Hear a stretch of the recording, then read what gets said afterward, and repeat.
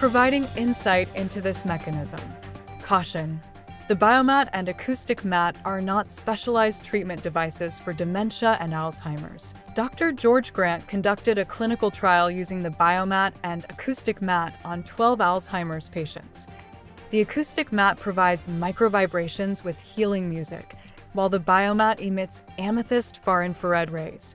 This trial, the first to explore thermotherapy and vibroacoustic therapy as treatments for Alzheimer's, showed rapid preventive and therapeutic effects. The study, published in Acta Scientific Neurology under the title Preventing and Possibly Reversing Dementia Alzheimer's Using Thermotherapy Vibroacoustic Therapy, presents a new potential treatment for Alzheimer's. While the mechanisms remain unclear, a recent Nature article suggests that these therapies might stimulate brain lymphatic vessels, helping to clear brain waste. An upcoming YTN News segment will explore this potential mechanism further. If the waste produced by brain activity accumulates without being discharged, it damages nerve cells and leads to brain diseases such as dementia. Therefore, it is very important to discharge the waste in the brain. But until now, we did not know exactly how to discharge it. Korean researchers have identified the central pathway of waste in the brain for the first time in the world, suggesting a new way to treat dementia. When we use our brains, the brain produces a type of waste. And when it builds up instead of leaving the brain, it damages nerve cells and causes brain diseases like dementia. The problem is that the pathway for cerebrospinal fluid, including waste products, to escape has been a mystery.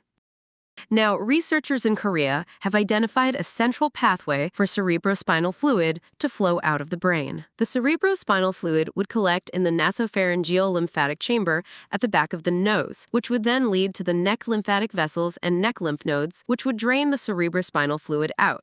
Using special mice that express fluorescent proteins in lymphatic vessels, our team was able to precisely visualize the cerebrospinal fluid drainage pathways in the base of the brain and neck region. The key conclusion is that the nasopharyngeal lymphatic network is the hub of the cerebrospinal fluid drainage pathway. The researchers found that the nasopharyngeal lymphatic network deforms with aging, reducing cerebrospinal fluid drainage, while neck lymphatic vessels do not deform with age. The medication induced the contraction and relaxation of muscle cells in the lymphatic vessels in the neck, which acted like a pump to facilitate the drainage of cerebrospinal fluid.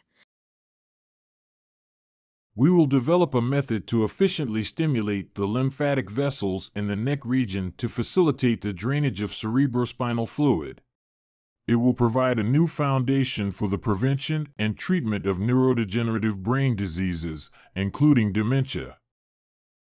The researchers found that the drainage of waste-containing cerebrospinal fluid can be easily accomplished from the neck rather than the head, which they say could be a key to treating dementia.